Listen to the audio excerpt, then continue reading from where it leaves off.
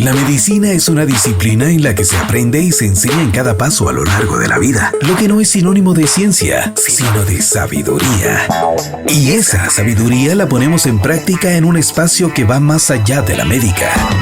Somos más que medicina, tu espacio seguro. Un programa que presenta el arte y cultura, promoción de la salud, prevención de la enfermedad, historia de la medicina desde otra perspectiva. Somos más que medicina, tu espacio seguro, porque la medicina sigue siendo un arte. Bienvenidos. Buenas tardes, este es el programa Somos Más que Medicina. Es un gusto estar de nuevo con ustedes. Hoy tengo dos invitadas de lujo, que sería Lucía Cotón y Rosario. Entonces, ¿se podrían presentar, por favor? Hola, mucho gusto, Lester, mucho gusto a la audiencia. Estoy encantada de estar acá en este programa compartiendo información tan importante como lo es el Zika en el embarazo. Hola, buenas tardes, Lester, Lucía, y pues a la audiencia que se encuentra en sintonía. Es un gusto para mí estar hoy acá y poder compartir con ustedes. Muchas gracias. Solo para ponernos en contexto, ustedes son estudiantes de la carrera médico y cirujano. ¿De qué año? Ya cerramos Pensum, ese es nuestro último año. Muy bien, excelente. Entonces aquí estamos ya con profesionales. Entonces, lo que vamos a hablar el día de hoy, como decía bien Lucía, será sobre el Zika en el embarazo, ¿verdad? Entonces, para ponernos un poco en contexto, ¿qué es el Zika? Bueno, pues como sabemos, pues el Zika es una enfermedad zoonótica y transmitida por vectores. Sabemos que el principal vector transmisor va a ser el mosquito del género Aedes, pues principalmente el Aedes aegypti. Pues esta enfermedad va a ser transmitida siempre de persona en persona y siempre se inicia cuando un mosquito inocula lo que es el virus en el humano, quien este va a ser el principal huésped amplificador. También pues el periodo de incubación de la enfermedad por el Zika es más o menos entre 3 y 12 días, con un máximo de 15 días. Pues para que se produzca la transmisión es necesario que estén al mismo tiempo tanto el virus, el vector y el hospedador susceptible. Entonces sabemos que en adultos pues 1 de cada 5 personas infectadas pueden llegar a presentar síntomas y la aparición de los mismos pues siempre son difíciles de evaluar debido a que no se presenta un inicio clínico abrupto de estos síntomas. Sabemos que en humanos el virus se ha detectado en sangre más o menos de 3 a 5 días desde que inicia lo que son los síntomas y llegamos incluso a tener una media de 10 días. Entonces, el periodo virémico es corto. Sin embargo, en las pacientitas embarazadas sabemos que la viremia puede ser mucho más duradera. Además, pues sabemos que el virus se ha logrado encontrar en diferentes fluidos como lo es saliva, orina, semen, leche materna y líquido amniótico. Y pues sí se ha visto, ¿no?, una alta carga viral en lo que es el semen, inclusive superando lo que es la carga encontrada en la sangre, en lo que es la orina, en las primeras 2 semanas después de lo que es el inicio de los síntomas. Y es más, hemos encontrado ARN viral hasta 181 días después de lo que es el inicio de todos estos malestares. La verdad que es bien interesante esto que nos dice, ¿verdad? 181 días luego del inicio de los malestares. Y también que esto del semen, ¿verdad? La verdad, muy interesante. Quisiera preguntarles también, ¿cuáles serían las características en la sociedad que logran predisponer a que una persona, especialmente las embarazadas, que es el tema de hoy, se infecten de Zika? Bueno, como se mencionó anteriormente, la transmisión de la infección por el virus Zika es por medio de un vector, principalmente el mosquito Aedes aegypti, y es la distribución de este vector en el país lo que predispone un riesgo de infección para la población en general. Ahora bien, la aparición de este vector en Guatemala pues va a estar determinada por la variabilidad de las condiciones ambientales, como los cambios climáticos extremos, periodos largos de sequía, desbordes de ríos. Respecto a esto, el clima cálido tropical y húmedo, que es característico de la mayoría de departamentos de Guatemala como Escuintla, Zacapa, entre otros departamentos, pues propician un hábitat adecuado para la reproducción y distribución del vector. Además, aspectos demográficos y socioeconómicos como la alta densidad poblacional, el aumento de la pobreza, un deficiente sistema sanitario, migraciones humanas, pues van a favorecer lo que es la presencia y permanencia del vector, aumentando así el riesgo de infección y transmisión mosquito humano de la enfermedad. Respecto a los factores asociados al virus Zika, pues es importante mencionar que el vector Aedes aegypti pues es un mosquito doméstico que se reproduce en recipientes artificiales o comunes o naturales, que contienen agua. Y este pues es activo por la mañana y al anochecer. por lo que en estos periodos u horarios pues se constituye un mayor riesgo de picaduras. Existen factores intradomiciliarios y extradomiciliarios que aumentan el riesgo de picadura del vector, en los que cabe resaltar lo que es el estancamiento del agua, que constituyen focos de aparición y criaderos del vector. Se considera que el Zika tiene un control difícil en todas las edades, ya sea en mujeres como en hombres. Sin embargo, pues estudios han revelado que el sexo femenino tiene un predominio en la transmisión por picadura del vector. Las mujeres son las que permanecen mayor tiempo en casa y al tener un bajo nivel escolar, pues representa esto un factor indirecto relacionado al estilo de vida inadecuado y a la falta de conocimiento, lo que predispone a la enfermedad. Y esto incluye a las gestantes, que se consideran como un grupo vulnerable ante esta afección, debido a que la infección por el virus pues, puede presentar riesgos fetales graves. Muchas gracias. Digamos, yo soy una persona que se encuentra en estos departamentos, ¿verdad? ¿Cómo podría saber cuál es la presentación clínica del Zika en el embarazo? En sí, la presentación clínica en una gestante no es diferente respecto a la de la población en general. Las personas que se encuentran con infección por Zika, y esto incluye pues a las gestantes, pueden no tener síntomas o estos pueden ser leves y autolimitados. Dentro de los principales síntomas de infección se pueden mencionar lo que es una fiebre entre 37.2 y 38 grados centígrados. Los pacientes pueden referir dolor muscular, dolor articular, que son las mialgias o artralgias. Astenia, se puede presentar edema en miembros inferiores, un exantema que va a ser maculopapular y pruriginoso, conjuntivitis no purulenta. El paciente puede referir también dolores de cabeza y se pueden presentar otros síntomas que son menos frecuentes pero no menos importantes, tales como dolor retroorbitario, pérdida de apetito, dolor abdominal, vómito y diarrea. En raras ocasiones la infección puede causar complicaciones. Si esto se presenta, pues la más común es el síndrome de Guillain-Barré, y durante el embarazo la complicación es el resultado del riesgo de infección intrauterina, ya que el virus Zika pues, causa efectos teratógenos durante la gestación y esto se relaciona a defectos congénitos graves al nacimiento.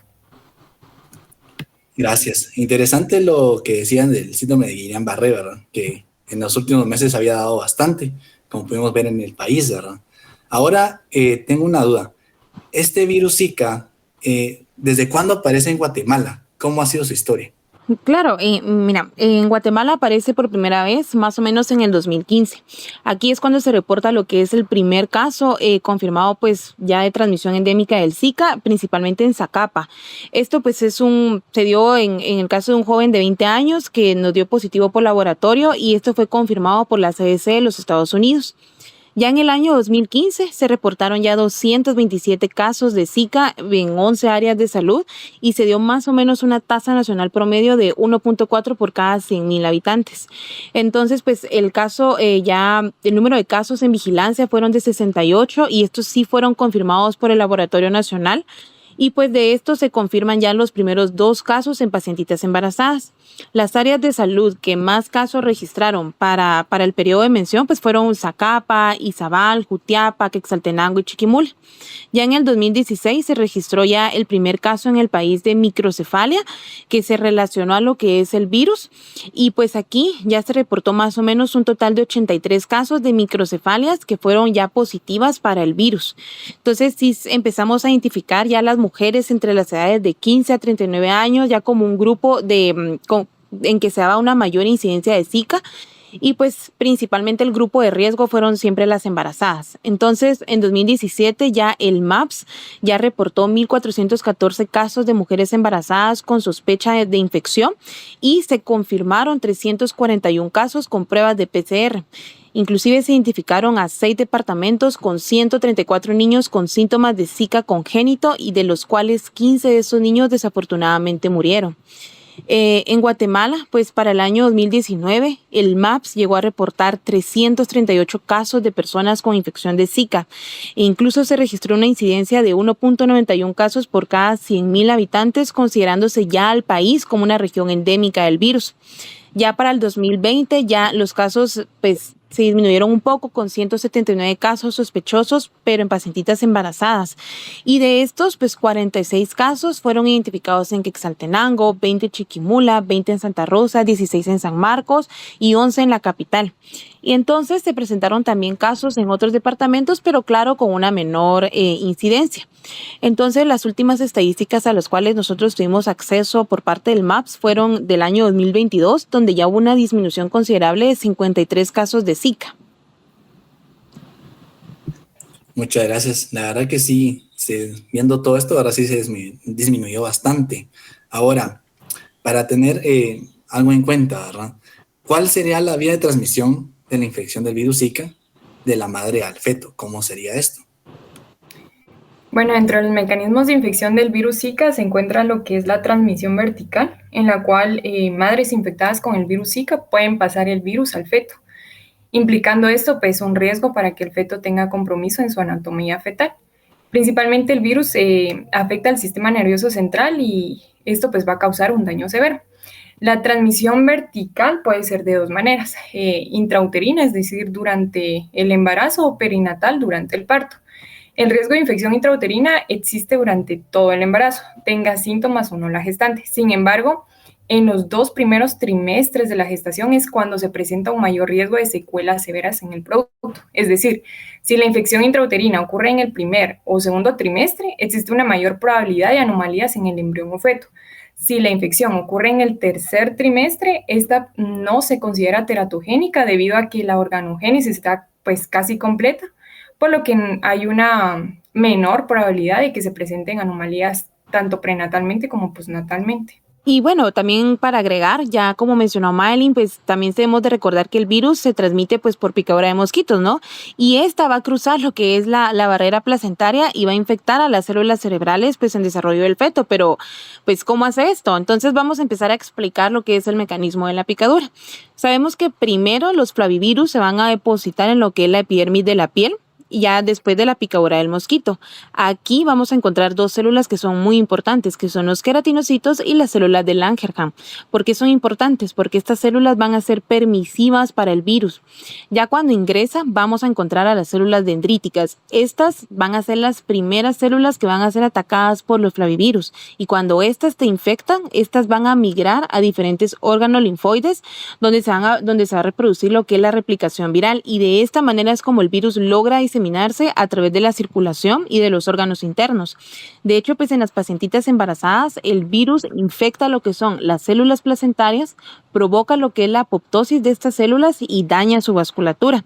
Entonces, la placenta se va a volver mucho más permeable y así va a facilitar la entrada de pues, los citotrofoblastos subsincitiales, y pues ya después de romper lo que es la barrera placentaria se van a replicar el virus en varios tipos de células, en cuales macrófagos fetales y células endoteliales.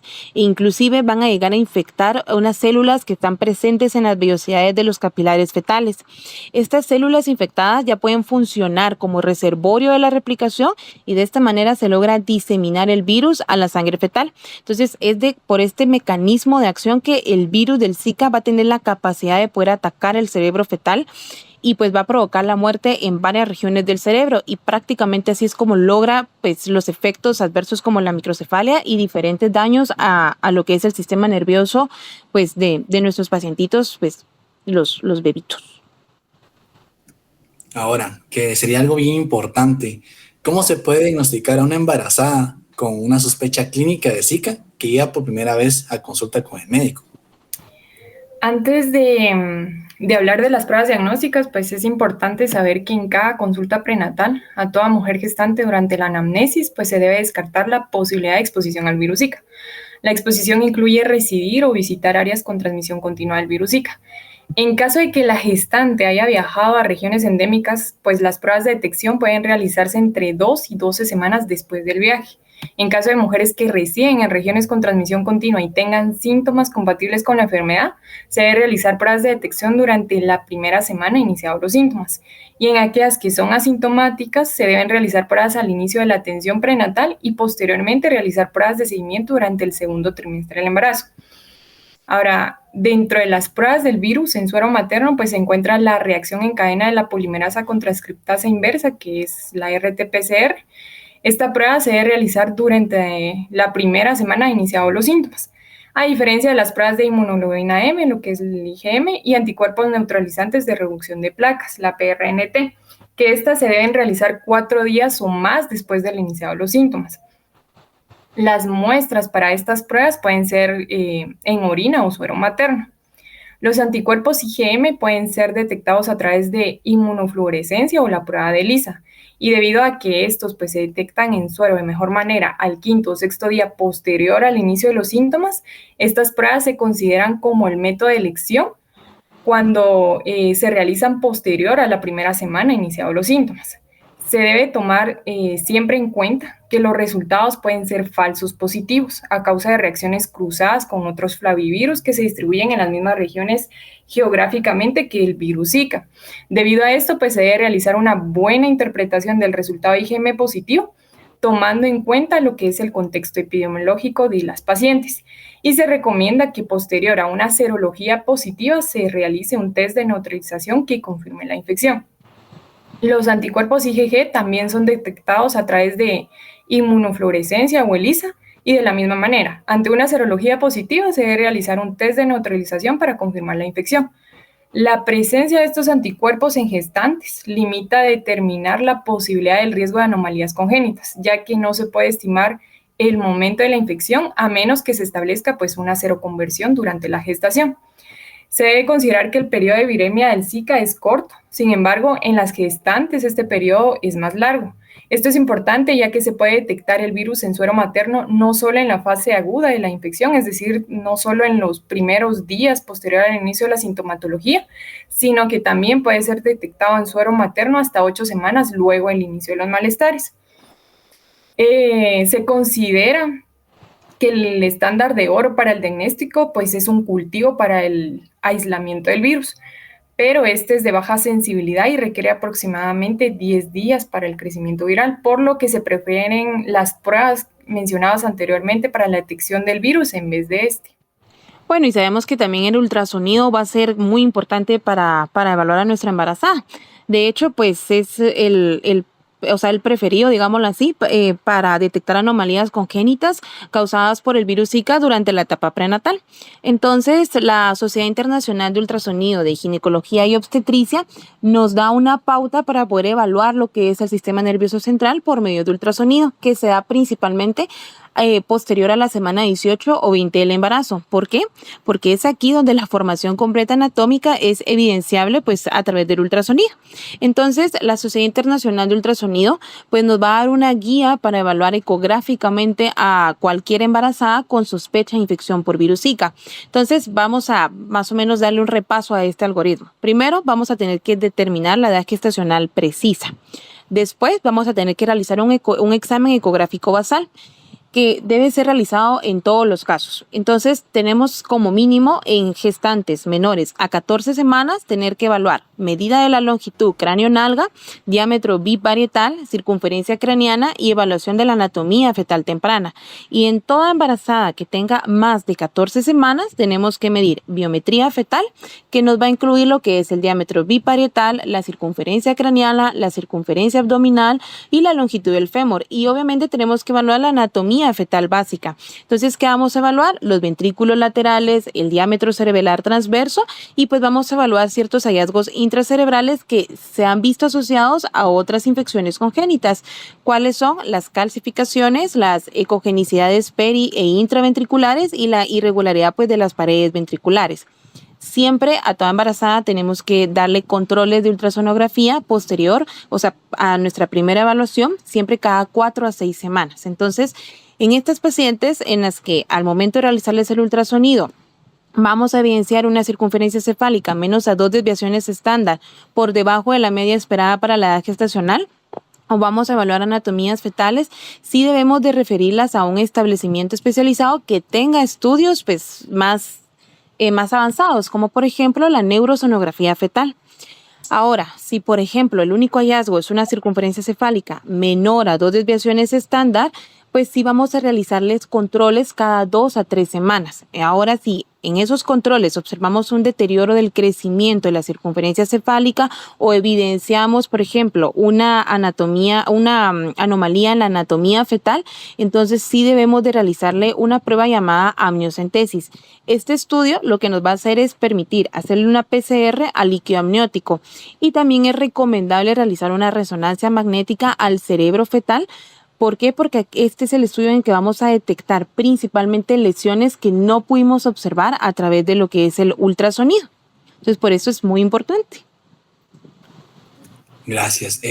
Ahora, ¿cuáles son los efectos teratogénicos que podemos evidenciar durante el embarazo y qué hallazgos vamos a observar en el niño una vez que nazca? Ok, bueno, pues ya hemos mencionado prácticamente la capacidad del virus pues para afectar el cerebro del feto. Sin embargo, el virus pues puede causar muchas anomalías extracerebrales durante todo el transcurso del embarazo. Entonces, pues relacionado a esto, lo que más nos llama la atención del virus va a ser la capacidad de dañar lo que son las neuronas motoras centrales y periféricas, lo que nos va a causar una disminución o una ausencia de movimientos fetales.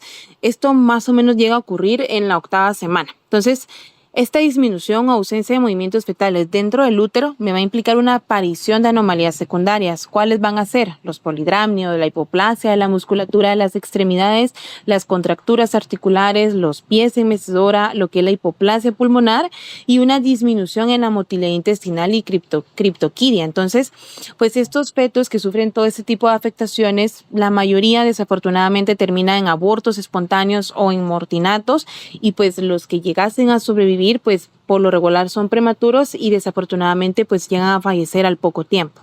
Entonces también podemos ver otro tipo de anomalías como por ejemplo el hidros fetal, el óligo o el anidramnios y pues una restricción del crecimiento intrauterino y pues sí desafortunadamente la muerte fetal. Continuando con lo que mencionaba Lucía, pues actualmente se asocia al virus Zika como agente causal de malformaciones congénitas postnatalmente, es decir, que son evidenciadas posterior al nacimiento y que son compatibles pues con un síndrome genético que se va a caracterizar por anomalías en el sistema nervioso central, apareciendo o evidenciándose lo que es la microcefalia, alteraciones oculares u oftalmológicas, en donde pues los niños pueden presentar manchas pigmentarias focales en la retina, pigmentación macular, atrofia corioretiniana, hipoplasia del nervio óptico y pérdida del reflejo foveal, malformaciones osteomusculares como la artrogriposis severa y otras malformaciones en genitales. También pueden evidenciarse alteraciones auditivas, retraso del desarrollo con discapacidad tanto física como intelectual, hipertonía, hiperreflexia y convulsiones. Estas características clínicas pues son consecuencia de la afectación neurológica directa y la pérdida de volumen intracraneal que son producidas a causa del virus Zika, lo que provoca pues graves alteraciones tanto estructurales como funcionales en el afectado. Gracias. Entonces, ahora en esta sociedad que estamos, ¿verdad? Después de todo el COVID, todo lo que hemos pasado, ¿verdad? ¿Por qué es relevante en la actualidad tener el conocimiento del Zika, especialmente en mujeres embarazadas? Claro, pues a pesar de que sí se ha presentado una disminución a nivel mundial de la enfermedad pues transmitida por este virus del Zika desde el año 2017, pues sí vemos que la presencia del virus pues transmitida por este mosquito sí se ha llegado a ver en diferentes países, un aproximado 89. Entonces, pues sí, y es más, este ha sido confirmado por laboratorios especializados. Entonces, aunque la incidencia de casos sí se ha mantenido baja, sí se ha visto aumentos esporádicos en los últimos años. De hecho, en el 2023, la OEPS reportó cifras a nivel regional de casos de arbovirus, pues ya revelando un ascenso, aunque sea menor, pues en comparación a otros arbovirus de Zika, sí se llegaron a reportar 27,000 casos.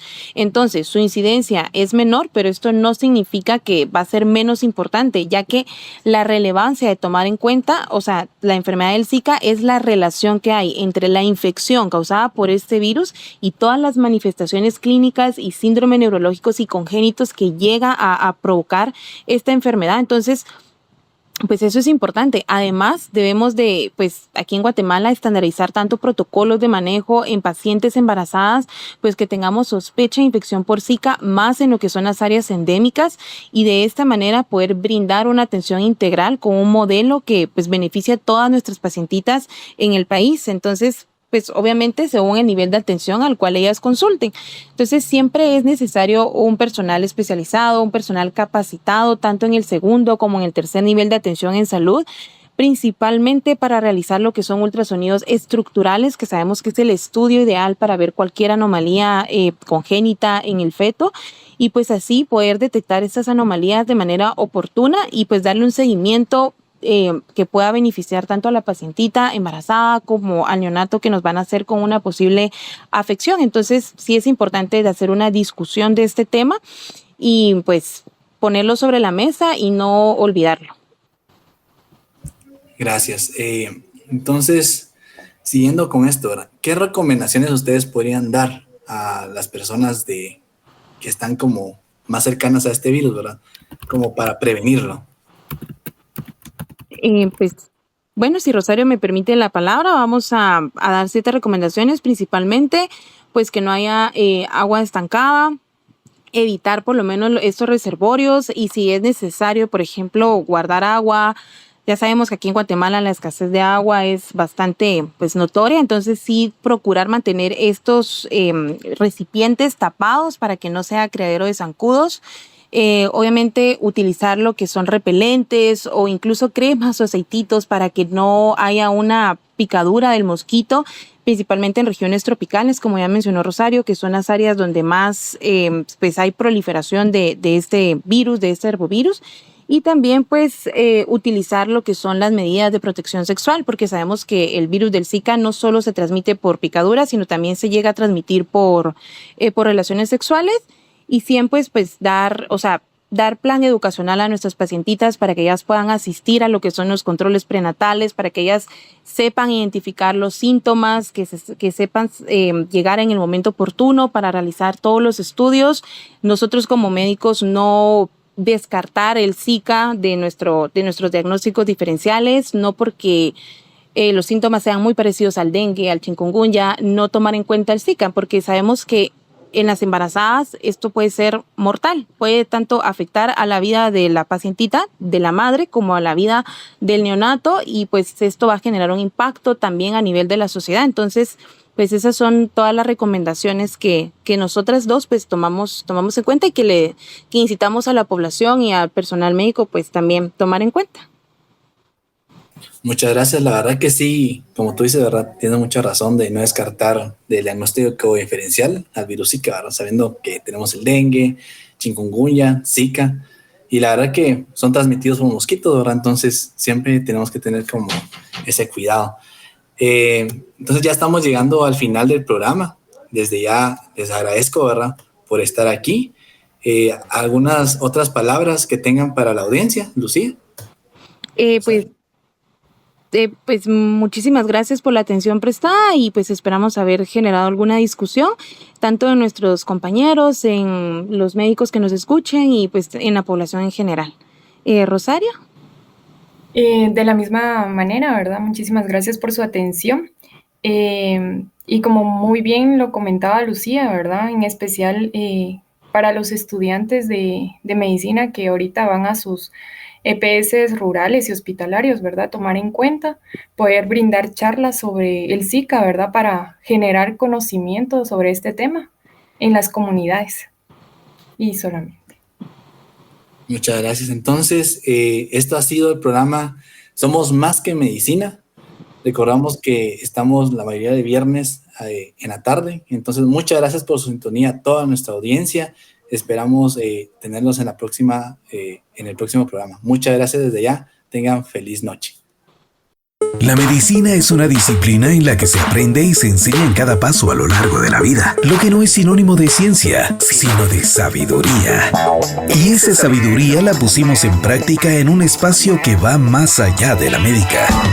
Somos Más que Medicina, tu espacio seguro. Un programa que presenta el arte y cultura, promoción de la salud, prevención de la enfermedad, historia de la medicina desde otra perspectiva. Somos Más que Medicina, tu espacio seguro, porque la medicina sigue siendo un arte. Hasta la próxima.